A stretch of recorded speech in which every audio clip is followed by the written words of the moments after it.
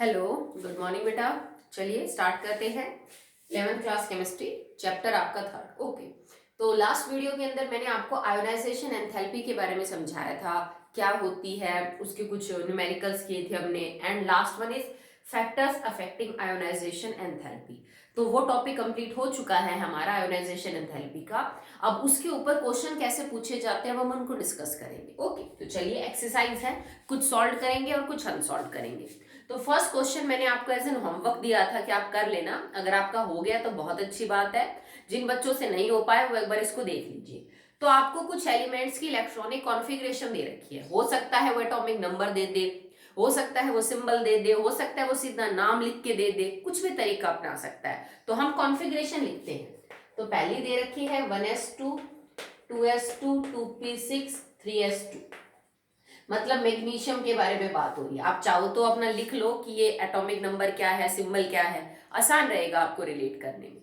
अगली है 1s2 2s2 2p6 1s2 2s2 2p6 3s1, मतलब ये सोडियम के बारे में बात कर रहा है। Okay, next is 1s2 2s2 2p4 1s2 2s2 2p4, तो 4 और 2 6 और 2 8 8, मतलब ऑक्सीजन के बारे में बात हो रही है। Next is 1s2 2s2 2p5, ये फ्लोरीन के बारे में बात कर रहा है। और अगला है 1s2 2s2 2p6, मतलब ये नियॉन के बारे में बात कर रहा है। तो आपको 5 इलेक्ट्रॉनिक कॉन्फ़िगरेशन दे रखे हैं, जिससे हमें पता चला कि ये 5 एलिमेंट आपके पास ये sodium, magnesium, oxygen, fluorine and T. Okay, चलिए अभी आपसे क्वेश्चन पूछ रहा है इनके रिगार्डिंग। फर्स्ट है which of the electronic configuration given above would you expect for the noble gas. ये कह रहा है कि ऊपर दी गई जो कॉन्फ़िगरेशन है इनमें से कौन सी कॉन्फ़िगरेशन आपको नोबेल गैस की लगती है। तो जाहिर है बेटा ये होगी, ठीक है, NS2 NP6 noble gas configuration ही हो सकती है, तो आपकी ये कॉन्फ़िगरेशन नोबल गैस है। अगला है which of the electronic configuration given above would you expect to have lowest ionization enthalpy. अब ये पूछ रहा है कि जितनी इलेक्ट्रॉनिक कॉन्फ़िगरेशन दे रखी है आपको, मतलब इन एलिमेंट में से लोवेस्ट किसकी है, लोवेस्ट आयोनाइजेशन एंथैल्पी किसकी होगी। तो चलिए चेक करते हैं। बेटा नोबल गैस की तो नहीं होगी, नोबल गैस की तो बहुत आई मिलेगी, तो उसको तो हटा दो। अब देखो तुम्हारे पास यहाँ पे 2 नॉन मेटल है और तुम्हारे पास 2 मेटल है, तो मेटल इलेक्ट्रॉन लूज करना प्रीफर करेंगे, तो मेटल्स की कम होगी आयोनाइजेशन एंथैल्पी, कम एनर्जी के साथ इलेक्ट्रॉन दे देंगे। नॉन मेटल्स की ज्यादा होगी, तो ये तो समझ में आता है, ऑक्सीजन फ्लोरीन की तो ज्यादा मिलेगी सोडियम और मैग्नीशियम से। अब मेरा आंसर इन दोनों में से कोई एक है। अगर मैं सोडियम और मैग्नीशियम में से देखूं तो सोडियम का जो साइज है वो बड़ा है और मैग्नीशियम का छोटा है। ऊपर से सोडियम एक इलेक्ट्रॉन निकालते ही नोबल गैस कॉन्फ़िगरेशन बढ़ जाएगा, 1s2 2s2 2p6 जो है वो बन जाएगा। ठीक है, इसने पूछा है फर्स्ट लोवेस्ट। हाँ देखो, इसने कुछ मेंशन नहीं किया, इसने सिर्फ इतना बोला लोवेस्ट आयोनाइजेशन एंथैल्पी, तो फर्स्ट ही मानी जाएगी।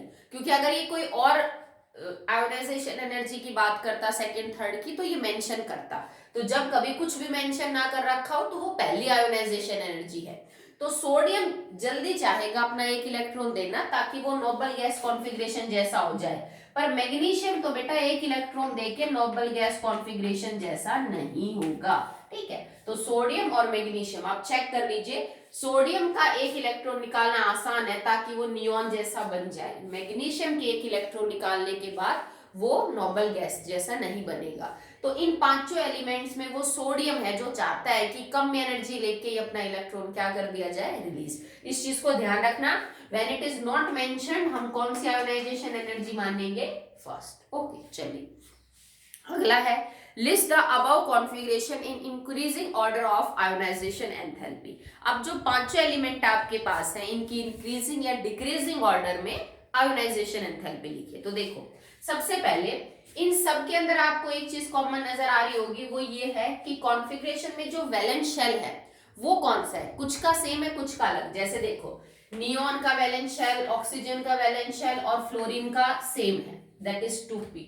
सोडियम और मैग्नीशियम का क्या हो जाएगा बेटा, आपका एक है, दोनों का इनसे अलग है। तो सोडियम और मैग्नीशियम में से तो सोडियम की कम और मैग्नीशियम की ज्यादा है भाई, out of sodium and magnesium magnesium की ज्यादा और सोडियम की कम है। ऑक्सीजन, फ्लोरीन और नियोन में अगर मैं चेक करूं तो ऑक्सीजन से ज्यादा किसकी है, फ्लोरीन की, और फ्लोरीन से ज्यादा किसकी है, नियोन की। क्लियर है, समझ रहे हो। ये सेकंड पीरियड के एलिमेंट्स है और ये थर्ड पीरियड के एलिमेंट है। These are second period element and these are third period element. समझ रहे हो। सेकंड से थर्ड में जब हम जाएंगे तो आयोनाइजेशन एनर्जी घटेगी। समझ रहे हो, ठीक है भाई। आयोनाइजेशन एनर्जी इनके मुकाबले इनकी कम होगी क्योंकि ये थर्ड पीरियड के, सेकंड के। तो मतलब सबसे ज्यादा किसकी हुई, नियोन की हुई। सबसे ज्यादा आयोनाइजेशन एंथैल्पी नियोन की, फिर फ्लोरीन की, फिर ऑक्सीजन की। अब इन दोनों में चेक करो, इन दोनों में किसकी ज्यादा है, मैग्नीशियम की, और कम किसकी है, सोडियम की। तो अब आप लिख दो मैग्नीशियम और अब आप लिख दो सोडियम। ठीक है, so that will be the increasing order of ionisation enthalpy of these 5 elements. तुमसे डिक्रीजिंग पूछ रहा है, तुमसे सबसे ज्यादा फर्स्ट आयोनाइजेशन एंथैल्पी किसकी, सबसे कम किसकी, किसी भी तरह का कोई भी पॉइंट अगर वो पूछे तो आप उसको आंसर कर सकते हो। ठीक है, आप और देखो ये भी कोई जरूरी नहीं है, जैसे 5 फैक्टर्स थे आयोनाइजेशन एंथैल्पी के ऊपर जो इफेक्ट डाल रहे थे, तो उनमें से कोई भी फैक्टर यूज करके आप जो है वो बता सकते हो। साइज यूज कर रहे हो, इलेक्ट्रॉनिक कॉन्फ़िगरेशन यूज कर रहे हो, जो आपकी मर्जी हो वैसा आप यूज कर सकते हो। ओके, तो ये आपकी पहली प्रॉब्लम थी, सैंपल प्रॉब्लम फर्स्ट। अब सेकंड करते हैं।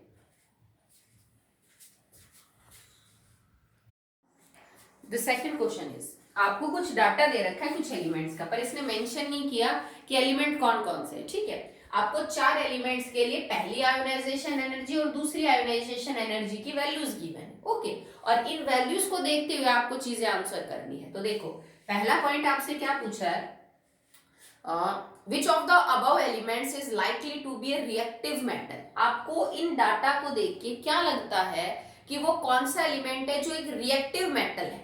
अब रिएक्टिव मेटल क्या होते हैं बेटा, मेटल इलेक्ट्रॉन लूज करके अपनी रिएक्टिविटी दिखाते हैं और नॉन मेटल गेन करके। तो अगर कोई बहुत ही रिएक्टिव मेटल है तो उसकी आयोनाइजेशन एनर्जी बड़ी कम मिलेगी। ठीक है, और रिएक्टिव भी कौन ज्यादा होते हैं भाई, एक्टिविटी सीरीज में सोडियम और पोटेशियम टॉप करते हैं क्योंकि उनको बस एक इलेक्ट्रॉन लूज करना होता है। तो मुझे ऐसी आयोनाइजेशन एनर्जी की वैल्यू देखनी है जो फर्स्ट आयोनाइजेशन एनर्जी कम हो और सेकंड एकदम से हाई हो जाती हो। मतलब ये वो मेटल हो जो सिर्फ अपना एक इलेक्ट्रॉन लूज करना चाहता हो, तभी तो ज्यादा रिएक्टिव मिलेंगे। जिसको 2-3 लूज करने वो तो कम रिएक्टिव होते हैं। ठीक है, तो देखो अब वैल्यूज चेक करो ऊपर से, क्योंकि ये मेटल है और रिएक्टिव है तो इसमें बड़ी स्ट्रॉन्ग टेंडेंसी इलेक्ट्रॉन को लूज करने की, ये खुद चाहता है इलेक्ट्रॉन देना, तो फर्स्ट आयोनाइजेशन एंथैल्पी इसकी बड़ी कम मिलेगी। इन चारों में ये है जिसकी फर्स्ट आयोनाइजेशन एंथैल्पी सबसे कम है, और अगर तुम इसकी सेकंड आयोनाइजेशन एंथैल्पी को देखो तो ये बहुत हाई है। मैंने क्या बोला था, जब भी किसी पहली से दूसरी आयोनाइजेशन एनर्जी के अंदर गैप एकदम से बढ़ जाए, 1400-1500 नॉर्मल होता है, उससे ज्यादा कहीं बढ़ जाए तो इसका मतलब अब यहां से इलेक्ट्रॉन निकालना मुश्किल है। तो ये मेटल है जिसका सिर्फ पहला इलेक्ट्रॉन निकालना आसान है, दूसरा तो इसकी फिर नोबल कॉन्फ़िगरेशन जैसी में से निकलेगा।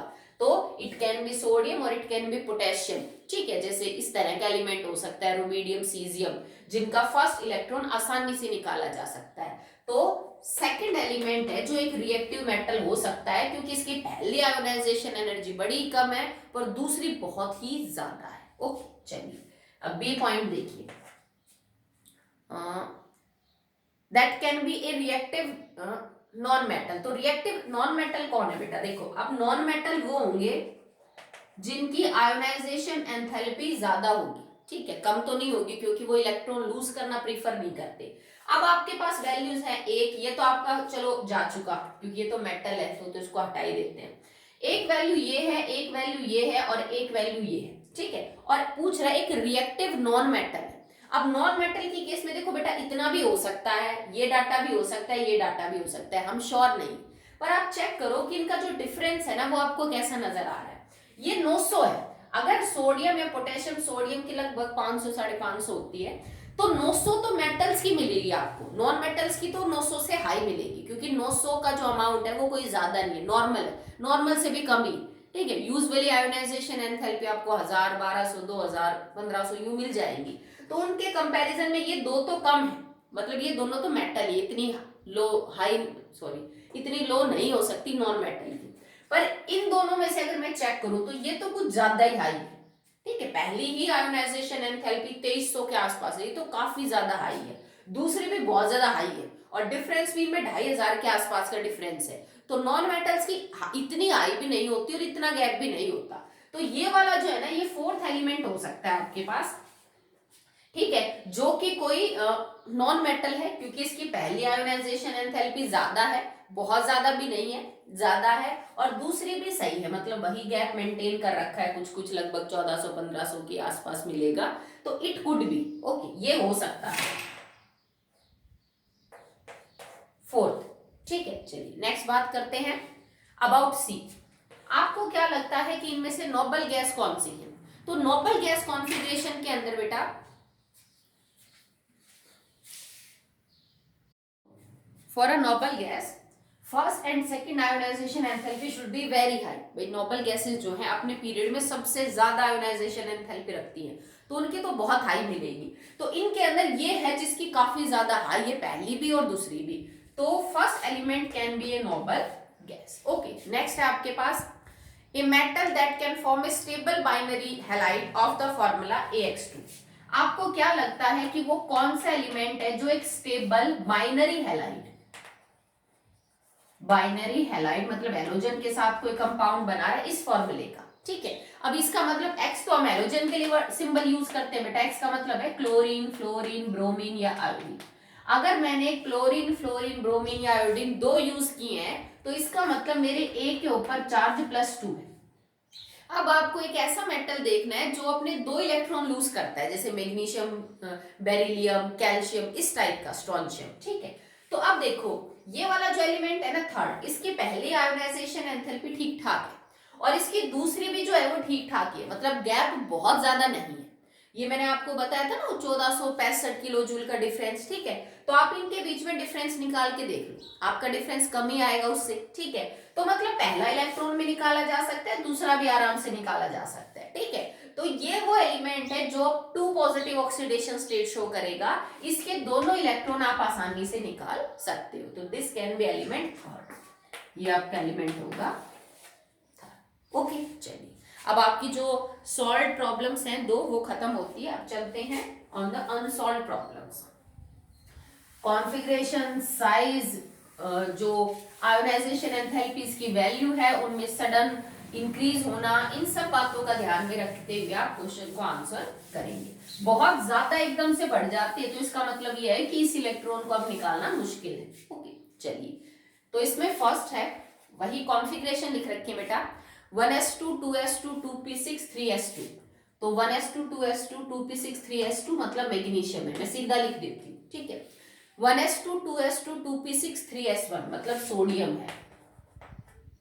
Now 1s2 2s2 2p6 it is neon, okay, and 1s2 2s2 2p2 तो ये है आपका कार्बन, 2 2 4 2 3 6, ठीक है।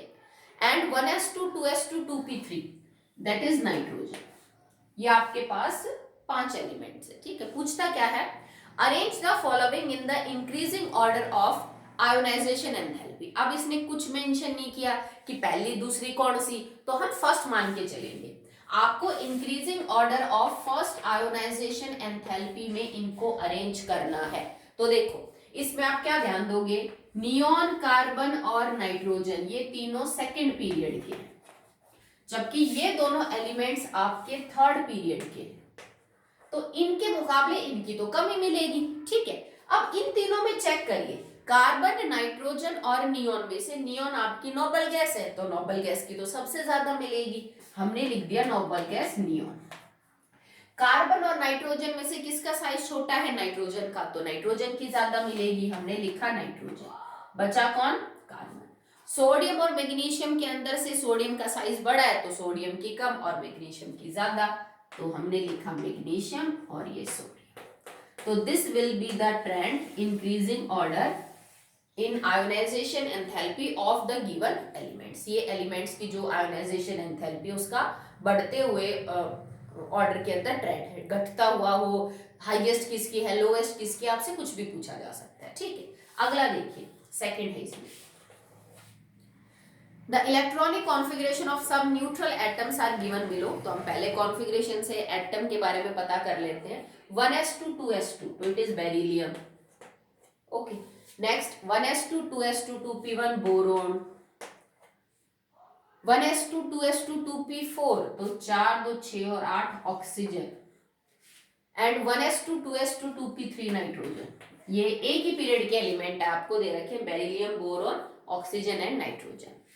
Which of these electronic configuration would you expect to have highest? अब इसने ये पूछा है कि हाईएस्ट बतानी है, पर इसने तुम्हें ये नहीं बोला कि एनर्जी हाईएस्ट बताओ आयोनाइजेशन। इसने मेंशन किया है कि किसकी फर्स्ट आयोनाइजेशन एंथैल्पी हाईएस्ट है, किसकी सेकंड, किसकी थर्ड, किसकी फोर्थ। तो सबसे पहले पूछ रहा है कि फर्स्ट आयोनाइजेशन एंथैल्पी किसकी सबसे ज्यादा है, मतलब पहला इलेक्ट्रॉन निकालने में सबसे ज्यादा एनर्जी आपको किसको देनी पड़ेगी। तो देखो बेटा, बेरिलियम और बोरोन में अगर हम चेक करें तो वो 2s और 2p का चक्कर था, तो बेरिलियम की ज्यादा, बोरोन की कम। ऑक्सीजन और नाइट्रोजन में कंपैरिजन करें तो नाइट्रोजन की एग्जैक्टली हाफ फील्ड, तो नाइट्रोजन की जो है वो फर्स्ट आयोनाइजेशन एंथैल्पी ज्यादा मिलेगी, ऑक्सीजन की कम। इन दोनों केस में बेरिलियम की ज्यादा मिलेगी, बोरोन की कम। तो पहला इलेक्ट्रॉन निकालना तो नाइट्रोजन के केस में सबसे मुश्किल है, क्योंकि उसकी कॉन्फ़िगरेशन एग्जैक्टली क्या है बेटा, हाफ फील्ड है। ठीक है, तो हाईएस्ट तो इस केस में मिलेगी, सबसे मुश्किल इसी में से होगा निकालना। नेक्स्ट है highest second ionisation enthalpy. Highest second ionisation enthalpy मतलब सेकंड इलेक्ट्रॉन निकालना किस केस में सबसे मुश्किल हो जाएगा। अब देखो, अगर मैं इसको कॉन्फ़िगरेशन वाइज स्टडी करूं तो बेरिलियम की हो जाएगी 2s2 is 2p1, it is 2p4 and it is 2p3 इसकी है। ठीक है, तो इनमें से सेकंड इलेक्ट्रॉन निकालना, देखो ये तो पहला भी निकालना नहीं चाहेगा तो सेकंड तो नहीं होता।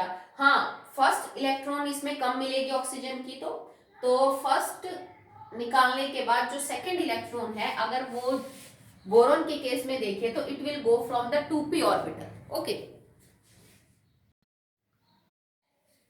सो जो सेकंड इलेक्ट्रॉन आप बाहर निकालोगे बेटा, देखो अगर फर्स्ट मैंने यहां से निकाला 2p1 से, तो बोरोन जो है सेकंड इलेक्ट्रॉन निकलेगा 2s2 से। बेरिलियम का भी जो सेकंड इलेक्ट्रॉन है वो 2s2 से निकलेगा। ठीक है, इसके अंदर तो ऑब्वियस सी बात है एग्जैक्टली हाफ फील्ड है तो ये नहीं देगा। तो अगर आप ऑक्सीजन के केस में चेक करो ना, तो पहला इलेक्ट्रॉन तुम निकाल चुके होंगे, तभी तो बेटा तुम सेकंड इलेक्ट्रॉन निकालोगे, और एक इलेक्ट्रॉन निकालने के बाद ऑक्सीजन 2p3 हो जाएगा, एग्जैक्टली हाफ फील्ड। तो अब ये नहीं चाहेगा कि ये अपनी एग्जैक्टली हाफ फील्ड कॉन्फ़िगरेशन में तुम्हें इलेक्ट्रॉन दे, तो ऑक्सीजन एक इलेक्ट्रॉन लूज करने के बाद दिस कॉन्फ़िगरेशन को रखेगा और इसमें से इलेक्ट्रॉन निकालना मुश्किल है, because it is exactly half field. ठीक है, आप ये भी कह सकते थे कि भाई दो इलेक्ट्रॉन, जैसे मैंने बोरोन का देखा 2s2 और 2p1, एक इलेक्ट्रॉन यहां से निकलेगा तो दूसरा इलेक्ट्रॉन 2s2 में से निकल रहा है, जो कि भरा हुआ ऑर्बिटल है, एग्जैक्टली फुल्ली फिल्ड ऑर्बिटल हुआ 2s2, उसमें से आप इलेक्ट्रॉन निकालोगे। अगर आप इसको चेक करो तो it is 1s2 and 2s2। पहला इलेक्ट्रॉन s से निकालोगे और दूसरा इलेक्ट्रॉन भी किससे निकालोगे बेटा, आप s से निकालोगे। पर बोरोन के और ऑक्सीजन ना, बेरिलियम के और ऑक्सीजन के साइज में डिफरेंस है। ठीक है, बेरिलियम एक मेटल है, ऑक्सीजन एक नॉन मेटल है, तो उसकी हाई मिलेगी। ठीक है, तो ये मिलेगा फॉर ऑक्सीजन। थर्ड देखिए, कौन है जिसकी थर्ड आयोनाइजेशन एंथैल्पी जो है वो हाईएस्ट है, मतलब तीसरा इलेक्ट्रॉन निकालना किस केस में सबसे मुश्किल होगा। तो देखो यहां हो चुका है आपका बेरिलियम और बोरोन को चेक करिए। बेरिलियम इज 2s2, चलो पूरा देख लो, 1s2 2s2, और बोरोन का है बेटा 1s2 2s2 2p1। तो देखो एक इलेक्ट्रॉन इसका निकाला तो 2p1 खत्म, एक इसका निकाला तो ये 1s1 हो गया, दूसरा इलेक्ट्रॉन इसका निकालेंगे तो 2s2 हो जाएगा, दूसरा इलेक्ट्रॉन इसका निकालेंगे तो ये 2s1 हो जाएगा। अब तीसरा इलेक्ट्रॉन तुम्हें यहां तो एग्जैक्टली भरे हुए 1s में से निकालना है, जो न्यूक्लियस के सबसे पास है, और यहां तुम्हें 2s में से निकालना है, जिसमें से इलेक्ट्रॉन निकालने के बाद ये एग्जैक्टली भरा हुआ बच जाएगा। तो बोरोन बेरिलियम के केस में तीसरा इलेक्ट्रॉन निकालना सबसे मुश्किल है। क्यों? क्योंकि बेरिलियम जब दो इलेक्ट्रॉन देगा तो 2s2 से देगा, और तीसरा इलेक्ट्रॉन तुम्हें 1s2 से निकालना पड़ेगा, जो कि भरी हुई शेल है, ऊपर से न्यूक्लियस के सबसे पास है। तो थर्ड आयोनाइजेशन एंथैल्पी बेरिलियम की हाईएस्ट मिलेगी आपको। ओके, ना last the fourth ionisation enthalpy. अब देखो नाइट्रोजन का केस, नाइट्रोजन में 2p3 है, वो तुम्हें 3 इलेक्ट्रॉन दे भी देगा, माना कि सम ज्यादा मिलेगा पर वो 3 इलेक्ट्रॉन दे देगा। 2p3 में से इलेक्ट्रॉन निकालने के बाद क्या बचता है इसके पास, that is 2s2 and 1s2। अब 2s में से इलेक्ट्रॉन निकालना मुश्किल है क्योंकि 2p के मुकाबले ये न्यूक्लियस के क्या है, ज्यादा पास है, ये एग्जैक्टली भरा हुआ है। तो नाइट्रोजन 3 इलेक्ट्रॉन तो दे देगा पर चौथा इलेक्ट्रॉन नाइट्रोजन अपनी कॉन्फ़िगरेशन में से लूज नहीं करेगा। ओके, सो यहाँ पे हमने कॉन्फ़िगरेशन जो है उसको देख के ये सारा ऑर्डर जो है प्रिडिक्ट किया है।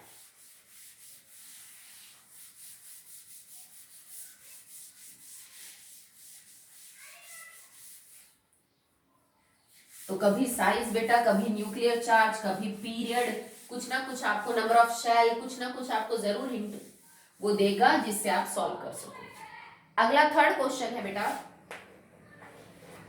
आपको डायरेक्ट एलिमेंट्स के नाम दे रखे हैं, lithium, potassium, calcium, lithium, potassium, calcium, strontium, sorry sulphur and krypton, sulphur and krypton, ये एलिमेंट दे रखे हैं।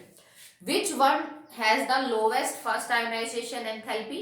Which one has the highest first ionization enthalpy? ठीक है, अब आपसे सिर्फ इतना पूछ रहा है कि लोवेस्ट किसकी है और हाईएस्ट किसकी है। अब आप एक काम करो कि क्या इनमें ग्रुप पीरियड कुछ कॉमन है, चलो पीरियड ही देख लेते हैं। तो पोटेशियम, कैल्शियम और ये दोनों तो एक पीरियड के हैं, ठीक है, फोर्थ, ये दोनों तो फोर्थ के हैं। लिथियम सेकंड का है और सल्फर जो है वो आपका कौन से पीरियड का हो जाएगा, दैट विल बी थर्ड, ठीक है, और क्रिप्टॉन भी फोर्थ का ही है, ठीक है। तो देखो इनसे कम इनकी और इनसे कम इनकी, इतना तो समझ में आता है ना कि सबसे, देखो सेकंड वालों की सबसे कम होगी, थर्ड वालों की आयोनाइजेशन एंथैल्पी ज्यादा, सॉरी कि सबसे ज्यादा होगी, सबसे कम होगी फोर्थ वालों की, उससे ज्यादा होगी थर्ड वालों की, और सबसे ज्यादा आयोनाइजेशन एंथैल्पी होगी सेकंड पीरियड वालों की, ठीक है। चलिए, अब इनमें क्योंकि एलिमेंट आसपास है तो हम ये चीज यूज कर सकते हैं, बहुत अलग अलग एलिमेंट होते हैं दूर दूर तो फिर भी देखना पड़ता है। अब इतना तो समझ आता है कि बेटा पोटेशियम, कैल्शियम और क्रिप्टॉन की जो आयोनाइजेशन एंथैल्पी है वो कम है as compared to sulphur and lithium. ऊपर से देखो, अगर मैं क्रिप्टॉन को देखूं तो बेटा ये तो नोबल गैस है, नोबल गैस में से तो इलेक्ट्रॉन निकालना वैसे ही मुश्किल है, ये तो अपने पीरियड में हाईएस्ट आयोनाइजेशन एंथैल्पी रखते हैं। पोटेशियम और कैल्शियम को अगर मैं चेक करूं तो पोटेशियम यहाँ है और कैल्शियम यहाँ। पोटेशियम जो है वो साइज में बड़ा है, ये छोटा है, ठीक है, और क्योंकि इन्होंने फर्स्ट बोला, आई थिंक आपको फर्स्ट, हाँ first ionization enthalpy lowest first, तो पहला इलेक्ट्रॉन तो पोटेशियम लूज करना प्रीफर करेगा ताकि वो बन जाए बिल्कुल नोबल कॉन्फ़िगरेशन, ठीक है। कैल्शियम तो एक देके नोबल कॉन्फ़िगरेशन होने से रहा, तो सबसे कम पहली आयोनाइजेशन एंथैल्पी पोटेशियम की है क्योंकि वही चाहता है कि उसमें से एक इलेक्ट्रॉन निकल जाए ताकि वो नोबल गैस कॉन्फ़िगरेशन को एक्वायर करे, तो सबसे कम तो इसकी है। चलिए अब हाईएस्ट की बात करते हैं, तो हाईएस्ट तो बेटा क्रिप्टॉन की मिलेगी because it is a noble gas, ठीक है। चलिए अगला देखिए, fourth, which of the following pair of element would you expect to have lower first ionization enthalpy? अब दो जोड़े दे रखे हैं, दो एलिमेंट्स, उनमें से कम किसकी है पहली आयोनाइजेशन एंथैल्पी वो बताना है। तो सबसे पहले है क्लोरीन एंड फ्लोरीन, तो लेस बतानी है आपको, लेस आयोनाइजेशन एंथैल्पी पहली किसकी कम है। तो फ्लोरीन और क्लोरीन दोनों ही इलेक्ट्रॉन नहीं देना चाहते, पर अगर आप फिर भी इनमें इलेक्ट्रॉन निकालना चाहते हो तो देखो फ्लोरीन इधर है, क्लोरीन इधर है, क्लोरीन साइज में बड़ा है, तो साइज बड़ा होने की वजह से क्लोरीन की आयोनाइजेशन एंथैल्पी कम होगी। अगला है क्लोरीन और सल्फर, तो क्लोरीन और सल्फर के अंदर अगर आप स्टडी करो इनको टेबल में, तो सल्फर यहाँ है और क्लोरीन यहाँ है। क्लोरीन साइज में छोटा है और सल्फर बड़ा है, तो इसका साइज बड़ा है तो इसलिए इसकी आयोनाइजेशन एंथैल्पी कम होगी। नेक्स्ट है पोटेशियम और आर्गन, तो ऑब्वियस सी बात है आर्गन की ज्यादा होगी क्योंकि ये नोबल गैस है, तो कम किसकी होगी पोटेशियम की। क्रिप्टॉन और जिनॉन, अब क्रिप्टॉन ऊपर है जिनॉन नीचे है, जिनॉन का साइज बड़ा क्रिप्टॉन का छोटा, तो साइज बड़ा होने की वजह से आयोनाइजेशन एंथैल्पी इसकी क्या होगी बेटा कम होगी। ओके चलिए आगे करते हैं। यस आपको 3 एलिमेंट्स दे रखे हैं, अगेन बेटा उसने बता नहीं रखा है, ऐसे हमने सॉल्व प्रॉब्लम करी थी ना कि 3 एलिमेंट्स का डाटा दे रखा है फर्स्ट और सेकंड आयोनाइजेशन एंथैल्पी का, फर्स्ट सेकंड थर्ड 3 एलिमेंट, पहली आयोनाइजेशन एंथैल्पी सेकंड। तो आपसे पूछता क्या है फर्स्ट, आपको क्या लगता है इनके अंदर से which one be a non metal, इनमें नॉन मेटल कौन सा होगा? तो बेटा नॉन मेटल की जो फर्स्ट और सेकंड आयोनाइजेशन एंथैल्पी है वो हाई मिलेगी बाकी के कंपैरिजन में। तो देखो इनकी तो जो पहली आयोनाइजेशन एंथैल्पी है वो कम ही है 400-500, इसकी ज्यादा है, तो ये हो सकता है नॉन मेटल थर्ड, क्योंकि इसकी सेकंड भी ज्यादा है पहली भी ज्यादा है। ठीक है, अगला है एक एल्कली मेटल कौन है? तो एल्कली मेटल का सीधा सा मतलब है बेटा जिसमें सिर्फ एक इलेक्ट्रॉन को लूज करना, क्योंकि एल्कली मेटल्स में वैलेंस इलेक्ट्रॉन आपका 1 होता है, वो एक इलेक्ट्रॉन को लूज करके नोबल गैस कॉन्फ़िगरेशन एक्वायर करते हैं। तो पहला तो बड़ी आसानी से दे देंगे, दूसरा नहीं दे देंगे। तो आप देखो कि पहले से दूसरे में एकदम से बढ़ किसकी रही है? भाई पहले की 400 दूसरे की सीधी 2600 हो गई, पहले की 500 दूसरे की 1000, तो मतलब यहाँ बहुत बड़ी दूसरी। तो ये है आपका फर्स्ट जो है एल्कली मेटल वो फर्स्ट है, क्योंकि पहली बड़ी कम है और दूसरी बहुत ज्यादा है। थर्ड पूछता है alkaline earth metal, alkaline earth metal. अब एल्कलाइन अर्थ मेटल का मतलब जिनके ऊपर 2 पॉजिटिव चार्ज है, मतलब जिनकी पहली भी कम हो दूसरी भी कम हो, ज्यादा ना हो, डिफरेंस भी बहुत ज्यादा ना हो, तो बेटा वो एलिमेंट सेकंड है जिसकी पहली भी कम है और दूसरी भी कम है। अगर तीसरी का डाटा मिलता तो वो हाई मिलती, क्योंकि तीसरा इलेक्ट्रॉन तुम उसकी नोबल कॉन्फ़िगरेशन में से निकालते, तो ये होगा आपका एलिमेंट सेकंड। ओके चलिए नेक्स्ट है फिफ्थ कर रहे हैं आप, वही आपको पेयर दे रखे हैं और आपको पता करना है the lowest first ionization enthalpy, lowest first ionization enthalpy in pair of elements पे बतानी है, नाइट्रोजन और ऑक्सीजन। तो पहली कम किसकी है बेटा? नाइट्रोजन की तो ज्यादा है और ऑक्सीजन की कम है, वही एग्जैक्टली हाफ फिल्ड कॉन्फ़िगरेशन, तो ऑक्सीजन की लोवेस्ट है। अगला है बेटा इन सोडियम और सोडियम पॉजिटिव, तो कम किसकी है? बेटा सोडियम में से इलेक्ट्रॉन निकालना आसान है, क्योंकि इलेक्ट्रॉन देने के बाद वो नियॉन जैसा बन जाएगा। सोडियम पॉजिटिव का मतलब है ऑलरेडी नियॉन जैसा है, तो इसमें इलेक्ट्रॉन निकालना मुश्किल है, ज्यादा एनर्जी लगेगी, तो किस में कम लगेगी? सोडियम में। ठीक है, अगला है beryllium positive and magnesium 2 positive. Magnesium 2 positive है बेटा किसका? जो बन गया बिल्कुल नियॉन, 2 इलेक्ट्रॉन निकालने के बाद। बेरिलियम की आपको क्या मिलेगी? देखो बेरिलियम का है 1s2 2s2, तो 2s2 में से अगर आप एक इलेक्ट्रॉन निकाल दोगे तो now it is 2s1, and ये तो एग्जैक्टली फुल्ली फिल्ड है 2s2 और 2p6, ये बिल्कुल नियॉन जैसा है, तो इसमें कम मिलेगी किसकी? बेरिलियम पॉजिटिव की, क्योंकि अब वो नोबल गैस कॉन्फ़िगरेशन एक्वायर कर चुका है, तो बेरिलियम पॉजिटिव की कम।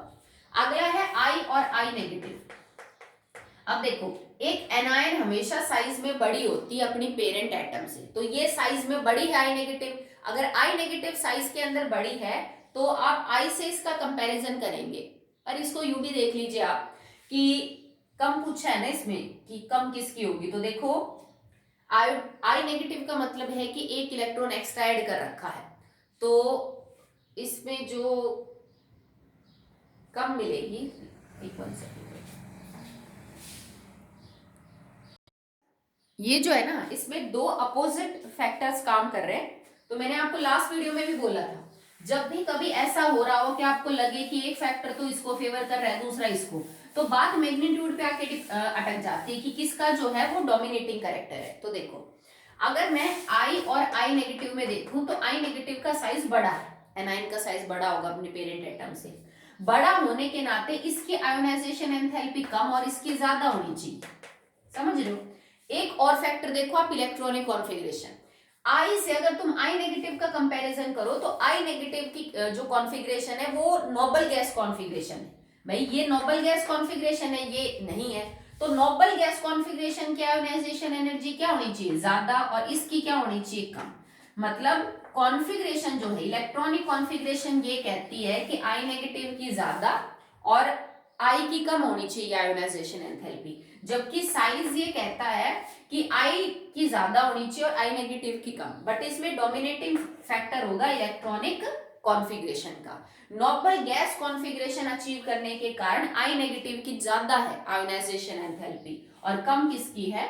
आई की। ओके चलिए नेक्स्ट देखिए बेटा, predict which atom in the each pair has greater first ionization enthalpy. आपको हाईएस्ट पता करनी है first ionization enthalpy in pair में से किसकी है पहली। ओके, बोरोन एंड कार्बन, तो कार्बन का साइज छोटा तो कार्बन की ज्यादा होगी। नाइट्रोजन एंड ऑक्सीजन, ये केस तो कई बार पूछा जा चुका है, एग्जैक्टली हाफ फील्ड की वजह से नाइट्रोजन की होगी। फ्लोरीन और neon, neon is a noble gas, stable configuration, तो किसकी ज्यादा होगी बेटा, नियॉन की होगी। ओके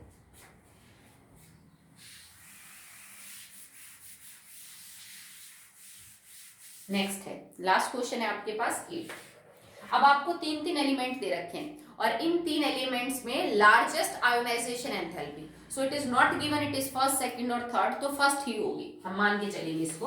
आपको लार्जेस्ट या हाईएस्ट फर्स्ट आयोनाइजेशन एनर्जी का पता करना है। पहला आपके पास है फ्लोरीन, ऑक्सीजन एंड नाइट्रोजन। तो देखो बेटा, साइज में फ्लोरीन जो है वो क्या है, सबसे छोटा है, तो फ्लोरीन की सबसे ज्यादा होगी, ठीक है। अगला है मैग्नीशियम, फॉस्फोरस एंड आर्गन, तो देखो ये एक ही पीरियड के हैं और नोबल गैस इनमें आर्गन है, तो आर्गन की सबसे ज्यादा पहली आयोनाइजेशन एंथैल्पी होगी। नेक्स्ट है बोरोन, एल्यूमिनियम एंड गैलियम, तो देखो बोरोन, एल्यूमिनियम और गैलियम एक ही ग्रुप के हैं, ठीक है। बोरोन के बाद एल्यूमिनियम, एल्यूमिनियम के बाद गैलियम, तो इससे बड़ा ये और इससे बड़ा ये, तो गैलियम की तो सबसे कम होगी क्योंकि साइज में सबसे बड़ा है, तो सबसे ज्यादा किसकी आयोनाइजेशन एंथैल्पी मिलेगी, दैट इज ऑफ बोरोन, ठीक है। तो जितने भी क्वेश्चंस दे रखे थे आयोनाइजेशन एंथैल्पी के ऊपर, सॉल्ड और अनसॉल्ड हमने कर लिए। अब आपकी जो दो प्रॉपर्टीज है एटॉमिक वो हो चुकी हैं, हमने एटॉमिक साइज को किया, उसकी एक्सरसाइज की, उसके बाद आयोनाइजेशन एंथैल्पी की, उसकी एक्सरसाइज, तो दो प्रॉपर्टीज आपकी कंप्लीट हो चुकी है, ठीक है। अगर आपको कोई डाउट है तो आप मेरे को प्लीज बताइएगा, नहीं तो अब नेक्स्ट वीडियो से जो थर्ड आपकी एटॉमिक प्रॉपर्टी है that is electron gain enthalpy, उसको स्टार्ट करेंगे, ठीक है। और नोटबुक आप चेकिंग के लिए भेज दिए, जिस भी बच्चे ने पिछले 3 या 4 दिन में नोटबुक नहीं भेजी चेक करने के लिए, वो अपनी डिटेल्स के साथ अपनी नोटबुक चेक करने के लिए भेज दीजिए। आज का काम खत्म करके शाम को 5, 6, 7 बजे तक आप नोटबुक जो है वो भेज सकते हैं। ओके, दैट्स ऑल बेटा।